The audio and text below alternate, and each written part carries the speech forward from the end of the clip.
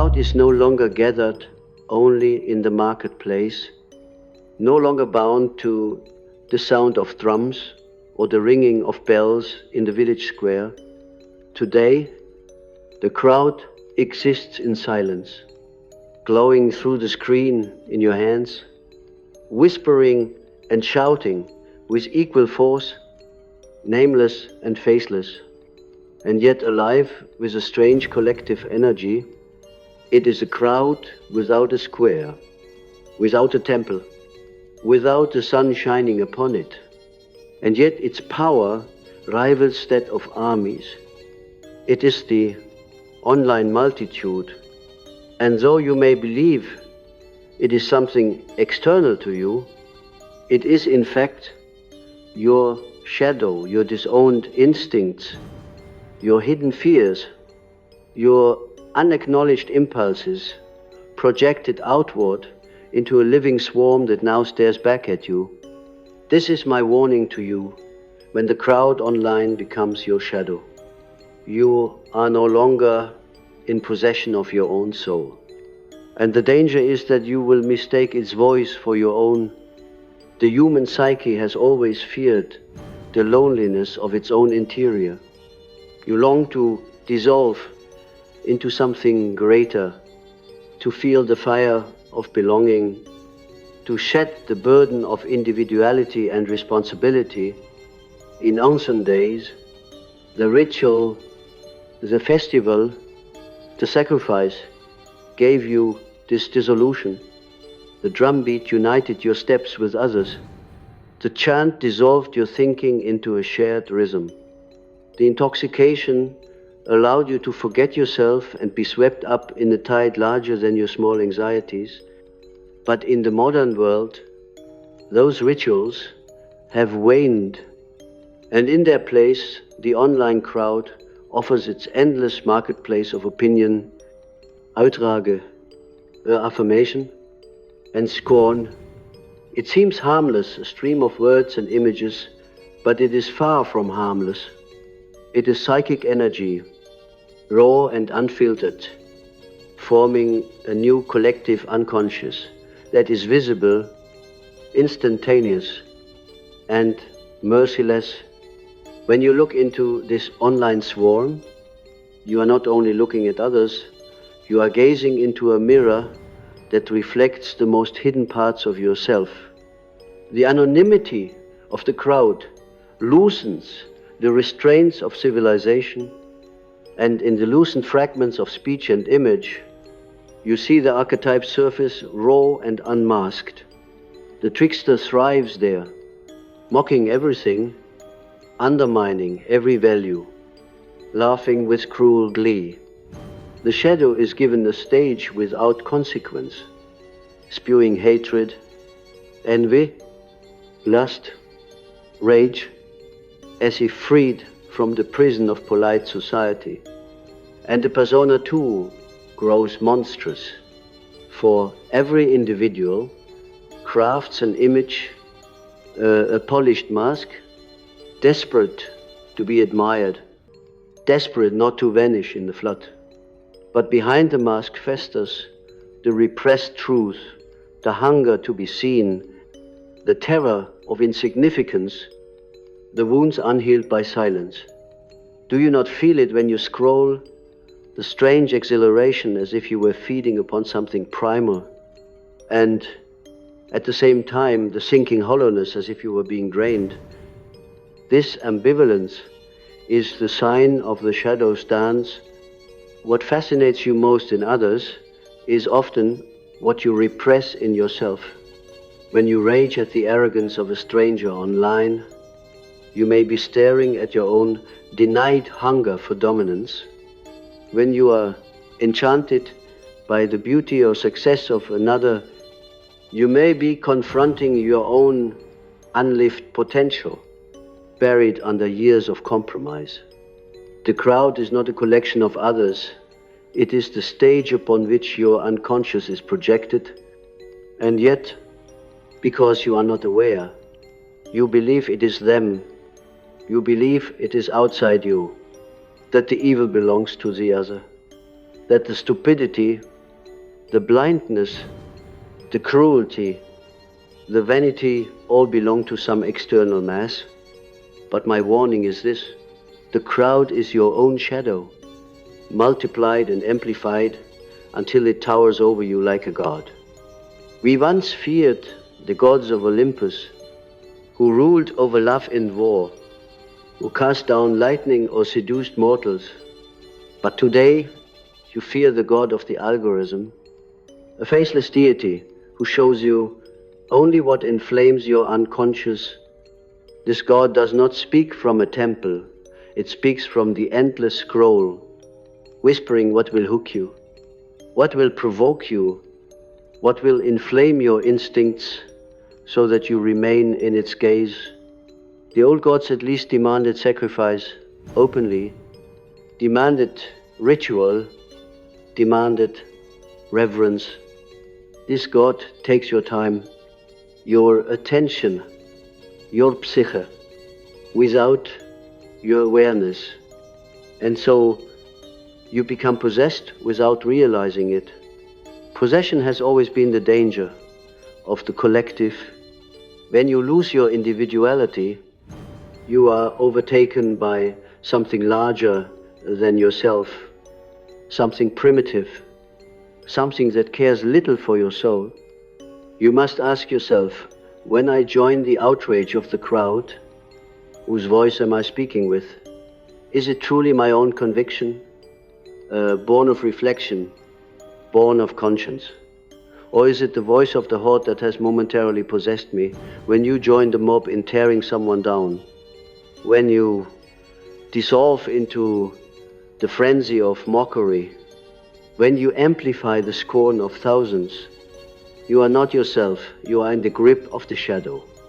You are enacting cruelty under the guise of justice, envy under the mask of righteousness, fear under the cloak of certainty. The unconscious does not care for truth, it cares for discharge. The rage within you, the insecurity, the jealousy, the wounds, all seek release. And the crowd gives you permission to release them without shame. But each discharge binds you deeper, for every projection strengthens the shadow, every denial enlarges what is hidden. The crowd does not cleanse you, it consumes you. Consider the dream in which you are chased by a faceless mass. You run, but the faster you run, the closer they draw. You try to scream, but no sound emerges. Finally, you turn, and in the swarm you recognize your own face multiplied 1,000 times. This is the dream image of the online crowd.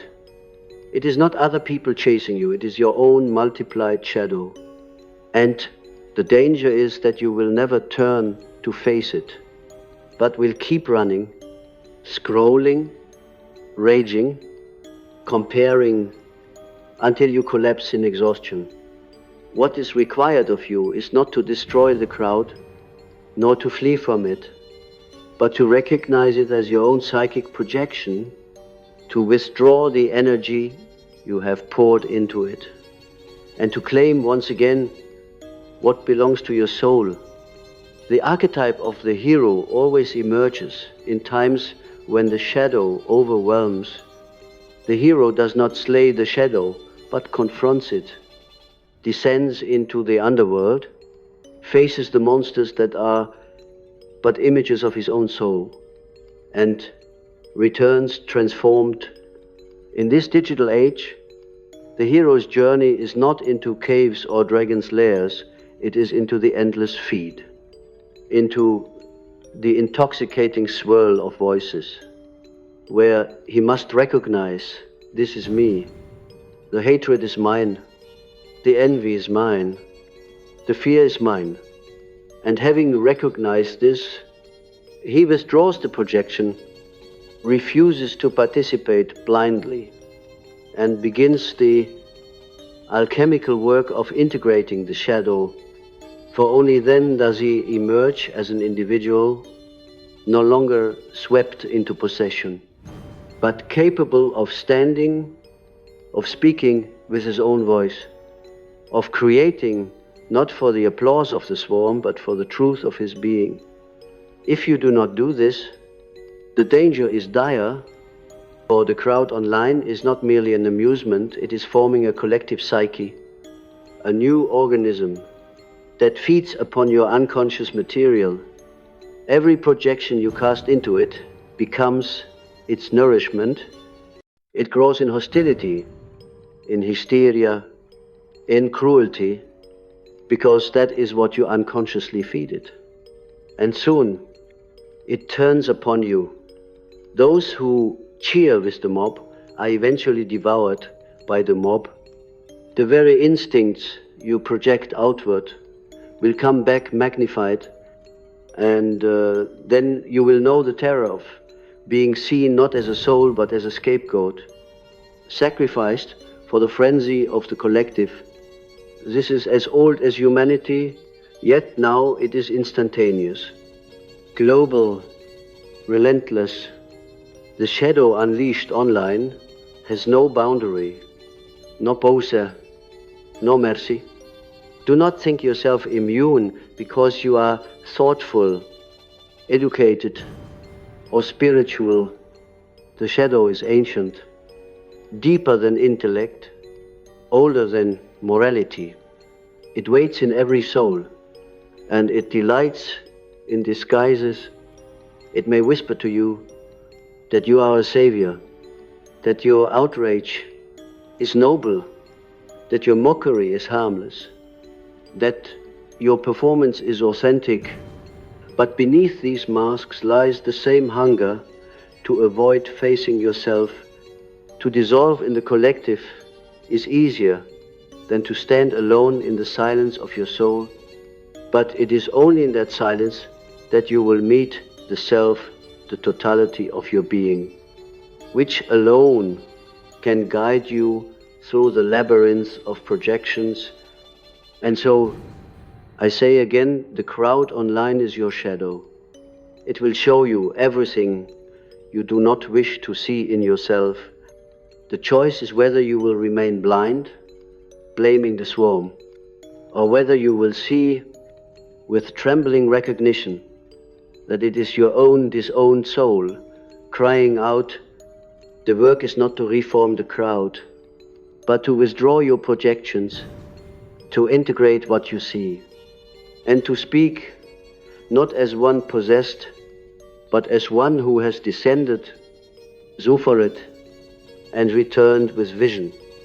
The shadow is not evil in itself. It is simply everything you have not yet integrated, everything you refuse to own, everything you deny. In order to preserve your fragile sense of being good, the shadow is ancient, and in the crowd it becomes multiplied until you can no longer ignore it. That is why the online multitude fascinates you and terrifies you at the same time. You see there the things you thought you had buried, the instincts you thought you had outgrown, the primitive impulses you believed belonged to another age. But nothing is lost in the psyche. The unconscious remembers everything, and when you push these forces down, they do not vanish. They gather strength in the depths until they find an outlet. The crowd provides that outlet. It is the modern Dionysian ritual, but without music, without wine, without the embrace of bodies. It is disembodied frenzy, and this disembodiment is precisely what makes it dangerous. The instincts are unleashed without the grounding of ritual, without the containment of form. They surge uncontrolled, pouring themselves into words and images that can circle the world in seconds. And so you see cruelty that seems inhuman. But it is not inhuman, it is simply human without restraint. You see envy that corrodes everything it touches. but it is not alien. It is the envy in every soul, amplified until it becomes monstrous. You see the hunger for validation that seems bottomless, but it is not strange.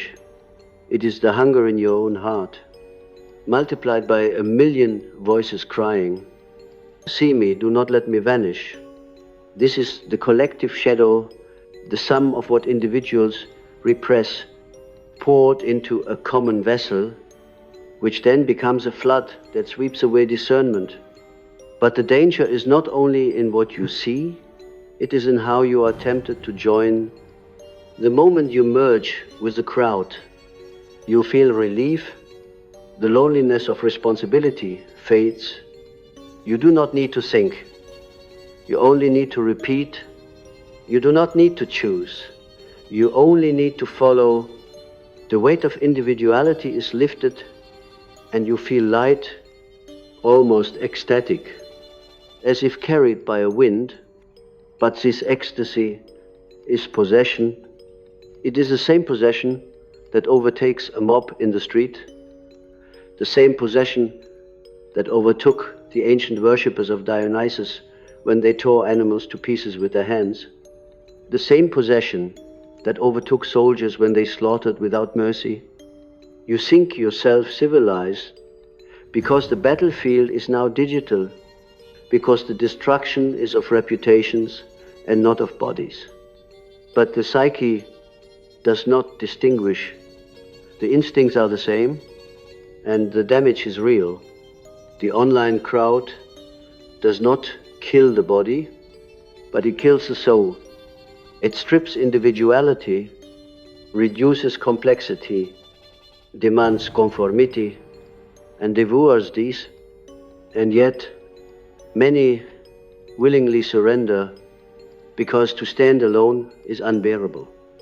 The loneliness of being an individual is the heaviest cross to bear. You must resist the temptation to dissolve into the collective, for in that dissolution you lose the one thing the self demands, that you become whole. Individuation cannot happen in the crowd. It happens in the silence of your confrontation with yourself, when you face what you would rather deny, when you claim the darkness as your own, when you descend willingly into the underworld of your psyche and return with gold. Do you see how the symbols repeat in myths? The hero always descends alone. Theseus entered the labyrinth by himself. Orpheus descended into Hades alone. Christ faced the desert alone.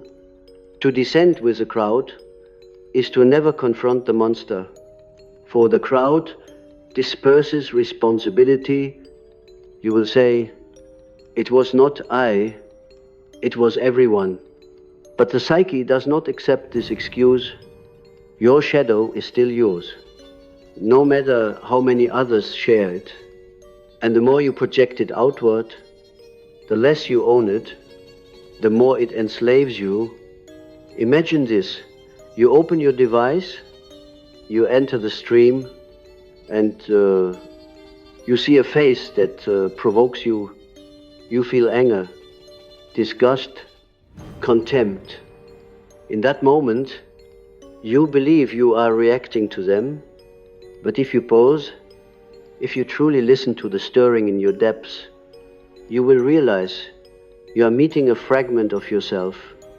Perhaps you are angry because they display arrogance, and you have repressed your own hunger for power. Perhaps you feel contempt because they flaunt wealth, and you have denied your own longing for abundance. Perhaps you are disgusted because they embody a freedom you never allowed yourself. Every strong emotional reaction is a mirror. The crowd online is nothing but a hall of mirrors, endless, reflecting endlessly what you refuse to face. But how few have the courage to admit this? How much easier it is to blame, to judge, to point outward, and yet the very ease of it is the trap, For the more you discharge outward, the less you integrate inward, and the cycle deepens. You will notice this in yourself after hours in the crowd. You do not feel nourished. You feel drained. This is because you have given away fragments of your soul. Each projection is a fragment cast into the collective, and though the collective feeds upon it, you are left weaker. This is why the endless scrolling leaves you hollow, why the outrage leaves you restless, why the comparisons leave you diminished.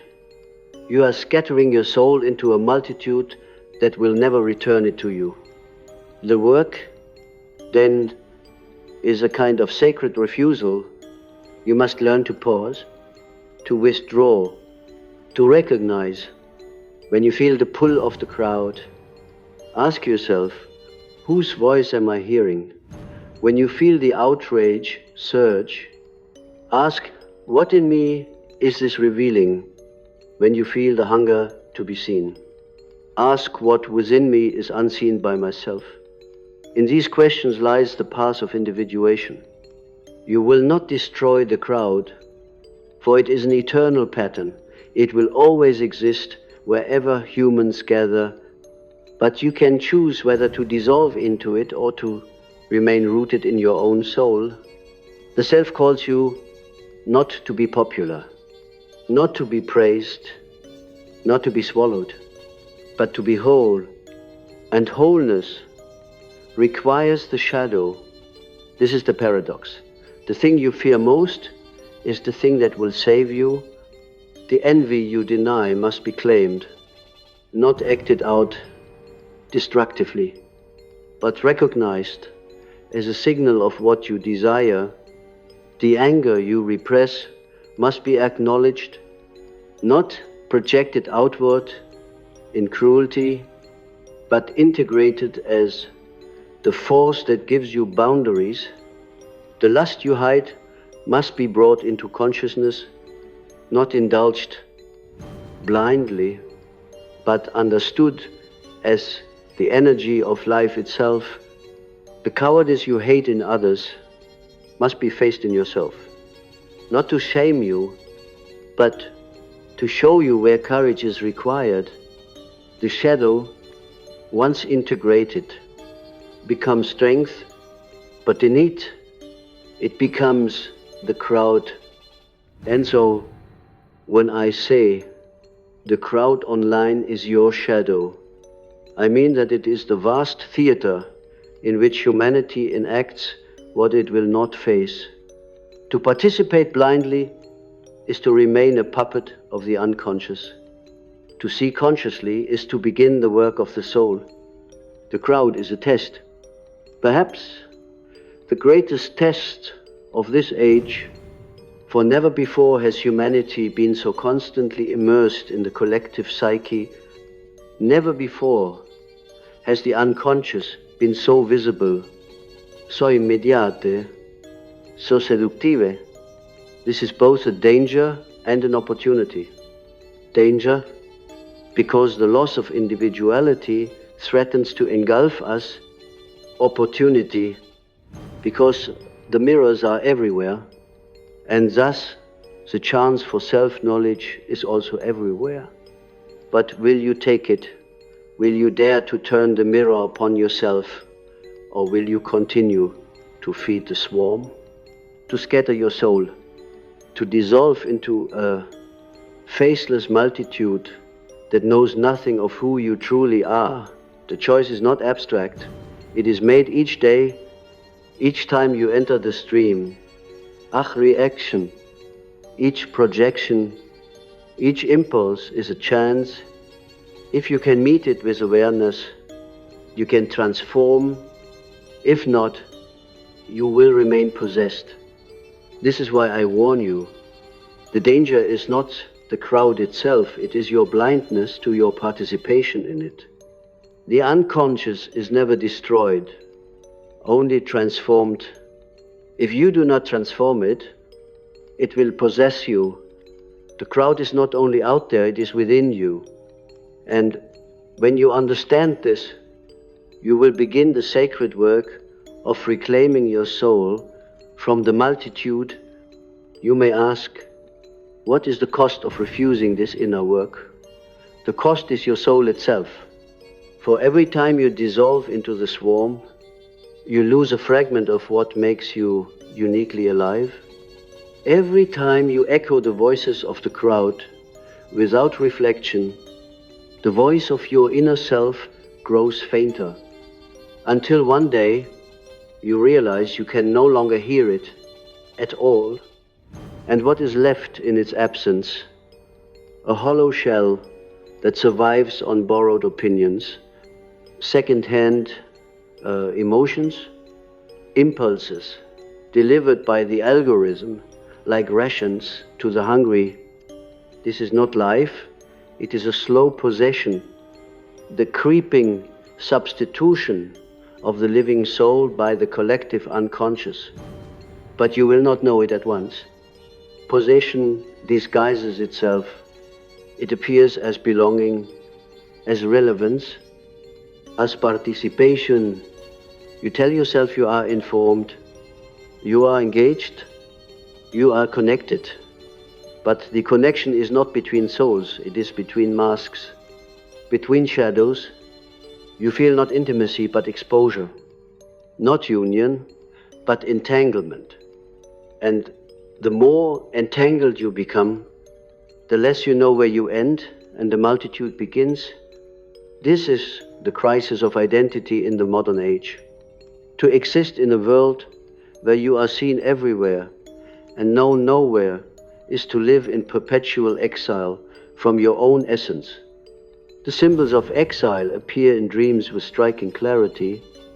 Many dream of wandering through vast cities, surrounded by countless faces, yet unable to find a home. Many dream of speaking, but no one hears them, or of shouting, but no sound comes. These dreams are the psyche's commentary on life in the digital multitude. You are surrounded, yet alone. You are loud, yet unheard. The crowd magnifies your presence, but diminishes your being. It is exile disguised as community, and when exile becomes habitual, the soul begins to wither. You may notice this with painful sharpness. When you leave the crowd, silence becomes unbearable. You reach for the device as if it were a talisman, a charm against the terror of solitude. But solitude is not terror. It is the birthplace of the self. Only in solitude do you encounter the gods within, the archetypes that form the deep roots of your being. Only there can you converse with the shadow honestly, without masks, without performance. But because you fear what you will see, you flee into the crowd, where your shadow is projected onto others, and thus you imagine you are free of it. Yet the more you avoid solitude, the more the self withdraws, and the more haunted you feel.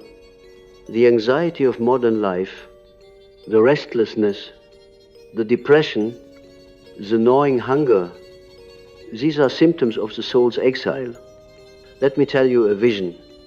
A man came to me in a dream, surrounded by mirrors on all sides. He shouted at the mirrors, calling them liars, fools, enemies. But the more he shouted, the more the mirrors multiplied, until he was lost in a labyrinth of reflections.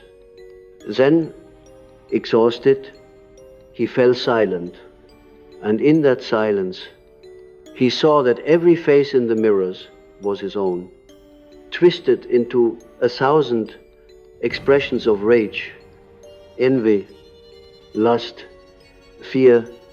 He fell to his knees in horror, but only then did the mirrors begin to dissolve, and behind them was revealed a single vast presence, radiant, terrible, and beautiful.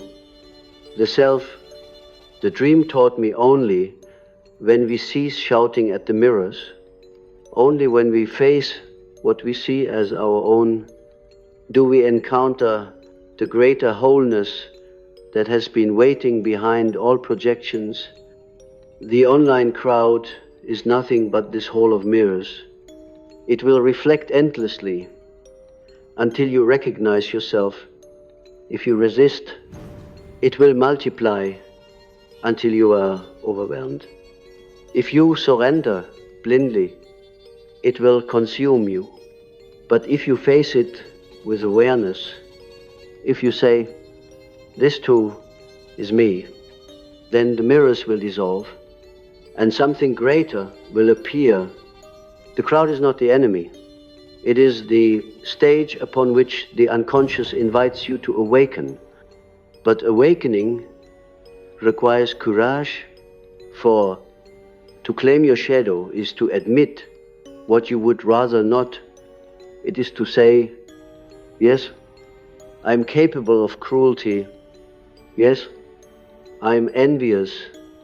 Yes, I hunger for recognition. Yes, I'm afraid.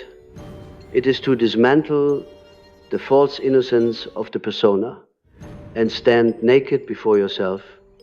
And yet, paradoxically, this nakedness is strength. For when you own the darkness, it no longer controls you. When you admit your hunger, it no longer consumes you in secret. When you confess your fear, it becomes a compass rather than a prison. What the crowd unleashes destructively, you can integrate constructively if only you are willing to descend into yourself. You may ask, is this not selfish? To turn away from the multitude and focus on the self, I tell you, it is the only true service to the world. For what does the crowd need another voice repeating its hysteria, or a voice rooted in wholeness? What does humanity need more projections, or individuals who can withdraw their projections and speak with clarity? Only the latter can heal. For the collective is healed not by reform imposed from outside, but by individuals who confront themselves. Every soul that integrates its shadow lightens the burden of the collective.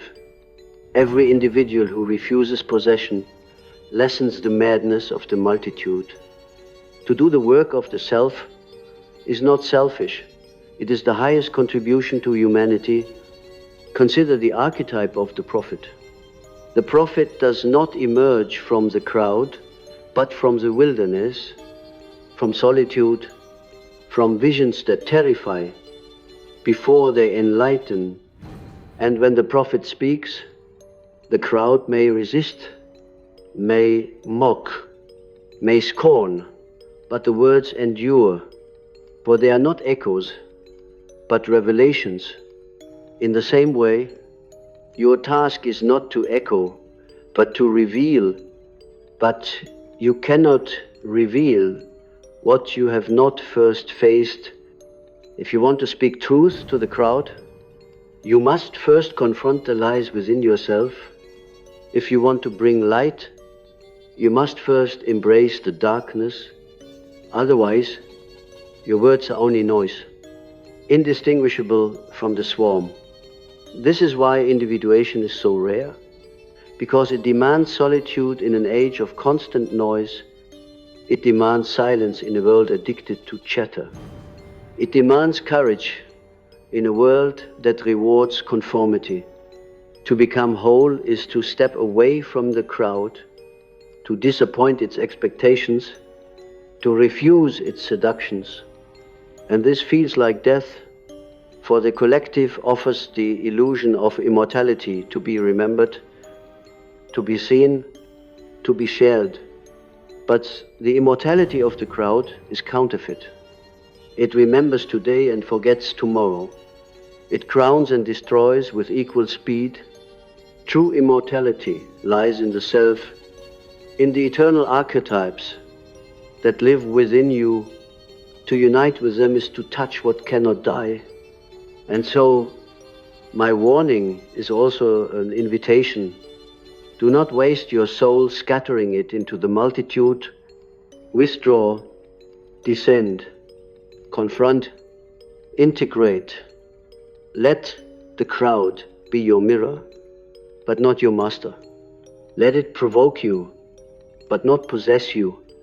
Let it teach you what you have denied, but do not let it dictate who you are. For you are not the swarm, you are a soul, ancient and unique, called to become whole. And only in wholeness will you find peace. Only in wholeness will you find the strength to stand in a world that tempts you to dissolve. Do not think this path will spare you suffering.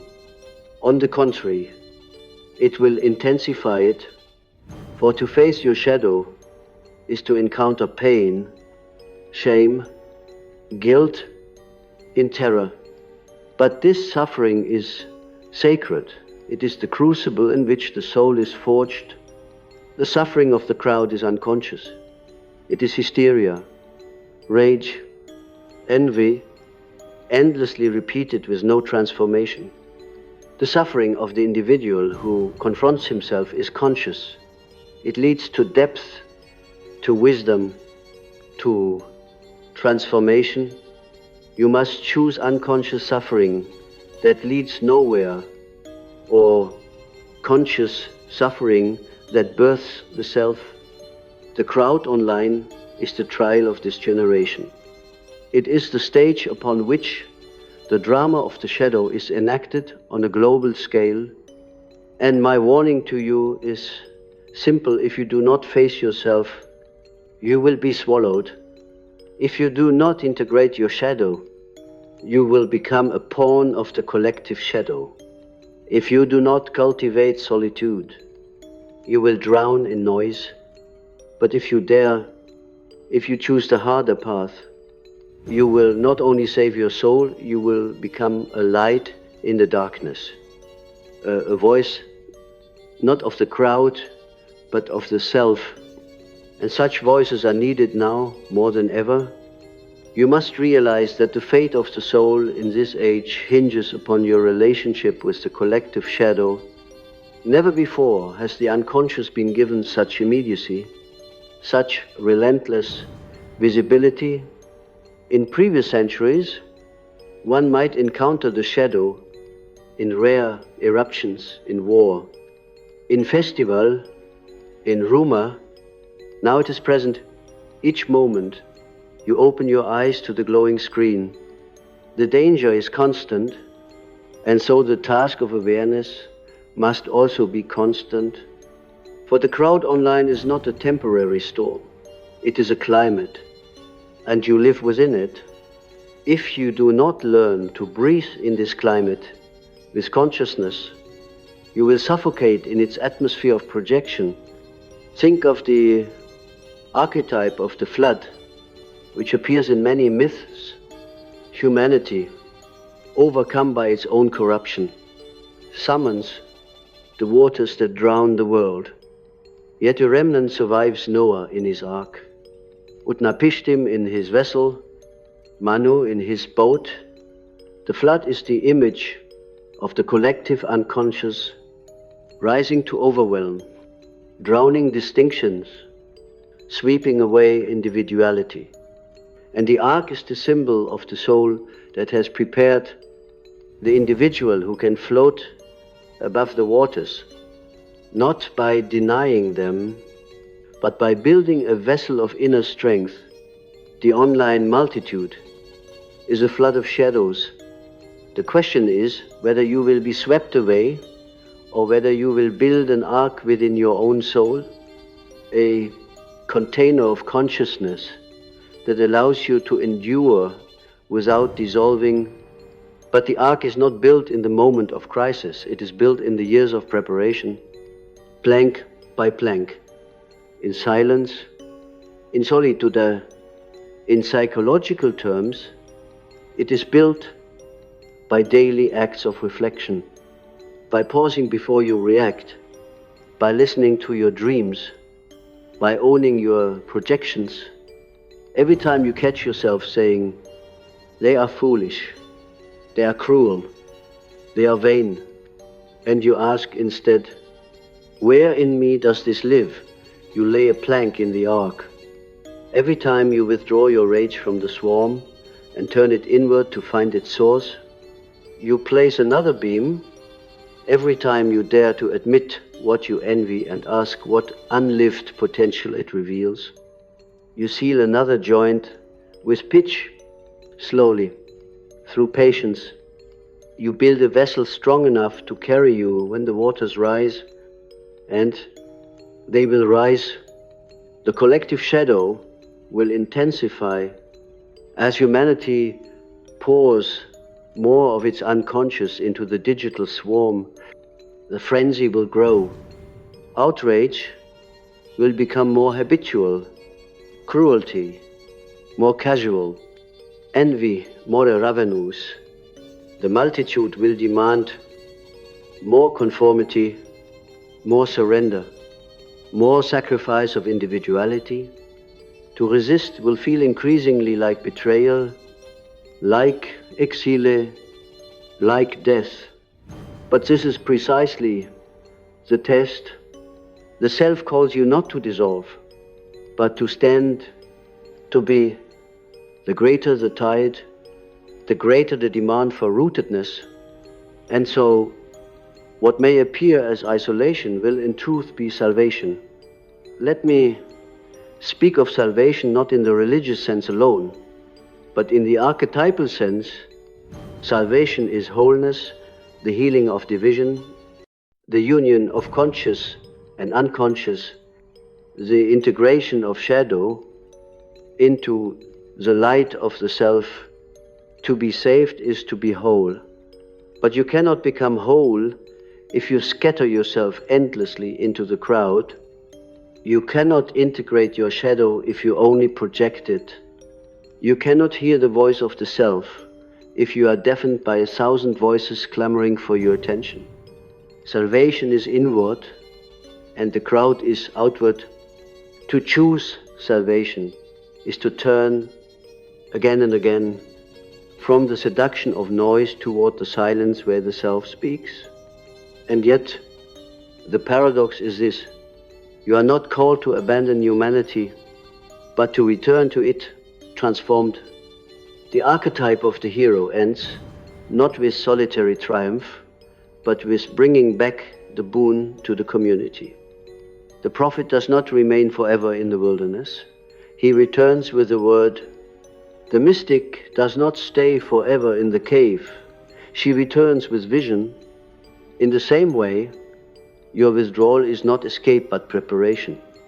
You leave the crowd to face your shadow, to integrate, to hear the self, and then you return, not as another echo, but as a voice of depth. The community does not need more conformity. It needs individuals who have faced themselves, for only such individuals can resist the madness of the multitude and offer a path toward sanity. Therefore, do not despise the crowd. Do not imagine yourself superior because you resist it. For to despise it is another projection, another form of blindness. The crowd is human, it is you. What you hate in it is what you have not yet integrated. To reject it absolutely is to reject part of yourself. The task is not to hate the crowd, but to recognize it as shadow, to engage with it consciously, to learn from it without being possessed by it. When you see cruelty online, do not only condemn, ask, where in me does cruelty sleep? When you see vanity, ask, where in me does the hunger for recognition stir? When you see cowardice, ask, Where in me does fear still bind me? Each time you ask, you draw back a projection, you reclaim a fragment, you grow more whole. This is alchemy, the transformation of base matter into gold. The base matter is the raw shadow projected into the multitude. The gold is the integrated self, radiant and whole. The alchemical vessel is your own soul, heated by the fire of suffering, cooled by the waters of reflection, purified through countless repetitions. And the work is endless, for the unconscious is inexhaustible, but each fragment integrated adds to the radiance of the self, and each individual who undertakes the work lessens the madness of the world. Imagine then a world where even a few undertake this task, a world where not all voices in the crowd are echoes, but some are grounded in the self. Such voices are rare, but when they speak, they cut through the noise. They carry weight, not because they shout the loudest, but because they emerge from wholeness. They remind others of their own depths, awaken others to their own shadows, call others to their own paths. This is how transformation spreads, not through conquest, not through hysteria, but through the steady presence of individuals who are whole. So I say to you, when the crowd online becomes your shadow, or do not despair. It is a warning, yes, but also a summons. It calls you to wakefulness, to courage, to individuation. It is the great mirror of this age. And though its reflections are terrifying, they are also revelations. If you have the courage to face them, you will find behind them the self, the radiant totality that has always awaited you. The danger is real, but so is the possibility. The flood rises, but so too does the ark. The shadow grows, but so too does the self. The multitude rages, but so too does the soul awaken. The choice is yours. Moment by moment, will you scatter yourself into the swarm, or will you gather yourself into wholeness? Will you echo, or will you speak? Will you be possessed, or will you become? Do not wait for another to choose for you. The crowd will not save you, only the self can. And the self waits within you, patient, eternal, demanding nothing but your courage to turn inward. I leave you with this vision. You stand before the crowd, your roar deafening, its shadows swirling. It beckons you to join, to dissolve, to forget yourself. But within, you feel a deeper call, faint but insistent, like a whisper from the depths. You turn from the multitude and descend into silence. There, you meet the shadow, and though it terrifies you, you say, "This too is me." And as you embrace it, the darkness shifts, transforms, becomes light. You rise again, and when you face the crowd once more, you are no longer swept away. You stand, you speak, and your voice, though one among millions, carries the resonance of wholeness. That is enough. That is salvation.